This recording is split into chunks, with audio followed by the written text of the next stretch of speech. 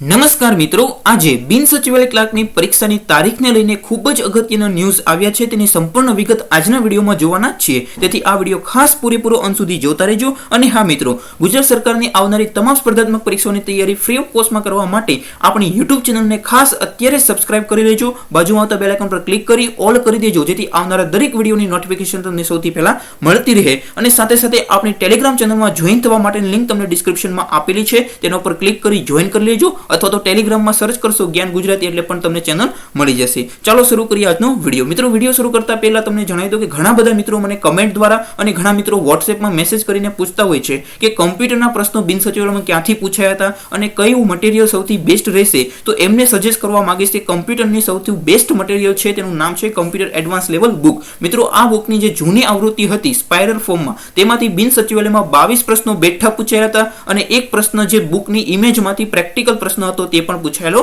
હતો. એટલે ટોટલ તમે 23 પ્રશ્નો આ બુકમાંથી ગણી શકો છો. આ બુક પરચેસ કરવા માટે લિંક તમને ડિસ્ક્રિપ્શનમાં આપેલી છે. ઉપરાંત તમને એ પણ જણાવી દઉં કે આ બુકની ડેમો કોપીની લિંક પણ તમને ડિસ્ક્રિપ્શનમાં આપેલી છે. ડેમો કોપીની પીડીએફ મિત્રો એક વખત તમે ડાઉનલોડ કરજો અને તમારી પાસે કોઈ પણ બુક હોય એની સાથે સરખાવશો એટલે તમને ખ્યાલ આવી જશે કે બુક કયા લેવલની છે. તમે જીસીઆરટી લઈ જાઓ, સીસીસી બાબા સાહેબ આંબેડકરની બુક લઈ જાઓ, ઘણી બધી બુકો ઇંગ્લિશની છે, હિન્દીની બુક છે. આ બધી બુકોમાંથી આ મટીરિયલ છે તૈયાર કરવામાં આવેલું છે. આ ઉપરાંત 2020માં જેટલી પણ પરીક્ષાઓ લેવાય છે એમાંથી આ બુકમાંથી કેટલા પ્રશ્નો પૂછેલા એ પણ તમને અહીંયા લખ્યું છે. 2020માં ટોટલ 61 પ્રશ્નો પૂછેલા છે લોકડાઉન સુધીમાં, તેમાંથી 56 પ્રશ્નો બેઠા આ બુકમાંથી છે. તમે કોઈ પણ પરીક્ષા લઈ લેશો સૌથી વધારે પ્રશ્નો આ મટીરિયલમાંથી હશે. તમે ડેમો કોપી જોશો ને ત્યાં જ તમને ખ્યાલ આવી જશે. ઓકે, અહીંયા તમે જોઈ શકો છો અનુક્રમણિકા આપેલી છે, અલગ અલગ ચેપ્ટર, એની અંદર પેટા ટોપિક કયા છે એ પણ તમને જણાવી દેવામાં આવ્યા છે. અને ડેમો કોપીમાં દરેક ચેપ્ટરના તમને 1 થી 2 છે પેજ આપેલા છે એટલે તમને ખ્યાલ આવી જશે. આ બુકમાં તમને અલગ અલગ પૂછાયેલા પ્રશ્નો પણ બધા મળી જશે. 2020, 2018, 2019 બિન સચિવાલયના પૂછાયેલા પ્રશ્નો અલગથી આપેલા છે, વિદ્યુત બોર્ડના પ્રશ્નો અલગથી આપેલા છે. અને આની સાથે તમને ઘણી બધી મોક ટેસ્ટની પીડીએફ પણ મળશે. એ તમને ફ્રી ઓફ કોસ્ટમાં મળી જશે. એટલે બુક પરચેસ કરવા માટે લિંક તમને ડિસ્ક્રિપ્શનમાં આપેલી છે. આ બુકની અત્યારે તમને 35% ડિસ્કાઉન્ટ મળશે અને ડિલિવરી ચાર્જ વગર તમને અત્યારે 200 રૂપિયામાં ઘરે બેઠા મળી જશે. તેથી બુક ખાસ મિત્રો પરચેસ કરી લેજો. અને કોઈ પણ ક્વેરી હોય તમે ડિસ્ક્રિપ્શનમાં નંબર આપ્યો છે ત્યાંથી પણ કોન્ટેક્ટ કરી શકો છો.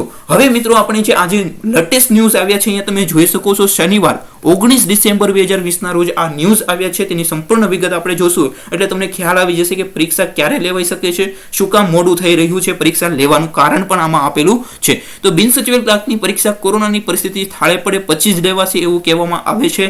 38 જગ્યાઓ માટે ટોટલ 10 લાખ અથવા તો 10.5 લાખ જેટલા ઉમેદવારોએ ફોર્મ ભરેલા છે. એમની પરીક્ષા લેવાની છે. અને આપણે જાણીએ છીએ કે કોરોના પરિસ્થિતિ એને કારણે છે 10 લાખ જેટલા વિદ્યાર્થીઓ જો પરીક્ષા દેવા જાય તો તમે સમજી શકો કે ઘણા બધો ટ્રાફિકને કારણે છે એ કોરોના વાયરસની પરિસ્થિતિ ઊભી થઈ શકે છે.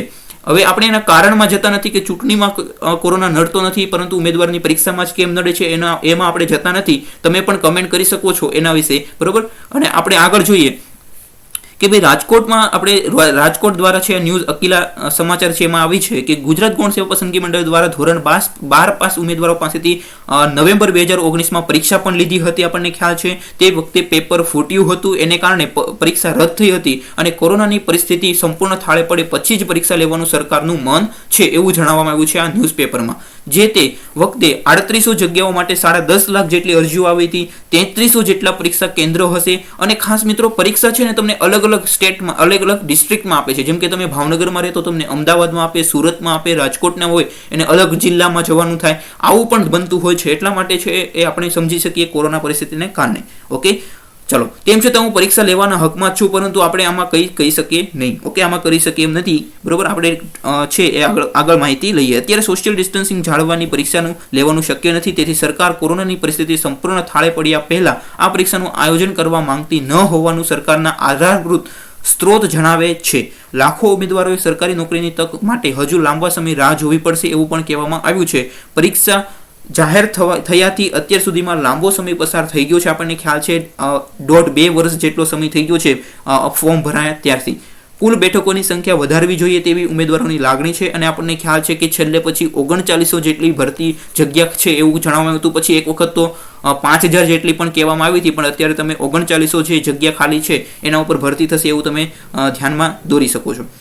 સરકાર આ દિશામાં હકારાત્મક રીતે વિચારે એવી શક્યતા છે. એટલે એવું પણ કહેવામાં આવ્યું છે કે જગ્યાઓ વધી શકે છે, એવું પણ આ છે નોટમાં કહેવામાં આવ્યું છે. ઓબ્જેક્ટિવ પ્રકારની સ્પર્ધાત્મક પરીક્ષા પાસ કરનારા ઉમેદવારોને ગુણવત્તાના ધોરણે કમ્પ્યુટરની પરીક્ષા માટે બોલાવશે અને બંને પરીક્ષાના આધારે નોકરીની પાત્રતા નક્કી થશે. આપણને એ તો બધા મિત્રોને ખ્યાલ હશે કે પ્રિલિમ ટેસ્ટ 200 માર્ક્સની છે, એ પાસ કરો પછી તમારે કમ્પ્યુટર ટેસ્ટ માટે બોલાવવામાં આવતા હોય છે અને બંને પરથી મેરિટ બનીને તમારું સિલેક્શન થતું હોય છે. તો મિત્રો જ્યારે પણ સાચી તારીખ અત્યારે તમને હું અંદાજિત સમય કહી દઉં છું, તો આપણે એપ્રિલ મહિનો અથવા તો મે મહિનો જે છે, એપ્રિલ મહિનામાં આમ તો પરીક્ષાઓ લેવાવી જોઈએ એવું લાગે છે અને મે મહિનામાં આપણને ખ્યાલ છે કે બોર્ડની પરીક્ષા છે, એટલે મે મહિનામાં કોઈ કાળે છે આ બિન સચિવાલયની પરીક્ષા લેવાય એવું મને લાગતું નથી. એટલે તમે એપ્રિલ મહિનાને ધારીને છે તૈયારી શરૂ કરી દેજો.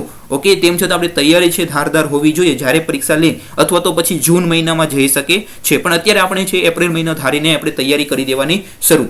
ઓકે, અને જ્યારે પણ સાચી ન્યૂઝ તમે મેળવવા માંગતો, જ્યારે પણ ઓફિશિયલ પરિપત્ર આવે કે આવી કોઈ માહિતી આવે ન્યૂઝપેપર દ્વારા, ઓફિશિયલ સૂત્રો દ્વારા કોઈ માહિતી આવતી હોય, તો એના માટે તમે અત્યારે જ આપણી ડિસ્ક્રિપ્શનમાં ટેલિગ્રામ ચેનલની લિંક આપી છે, ત્યાંથી જોઈન કરી લેજો. અને આપણી આ યુટ્યુબ ચેનલમાં તમે જે વિડીયો જુઓ છો તે યુટ્યુબ ચેનલને સબસ્ક્રાઇબ કરી બાજુમાં આવતા બેલ આઇકન પર ક્લિક કરવાનું મિત્રો ભૂલતા નહીં, જેથી કોઈ પણ અપડેટ હશે તમને સૌથી પહેલા મળી જશે. જસ્ટ હમણાં જ આ ન્યૂઝ આવ્યા છે.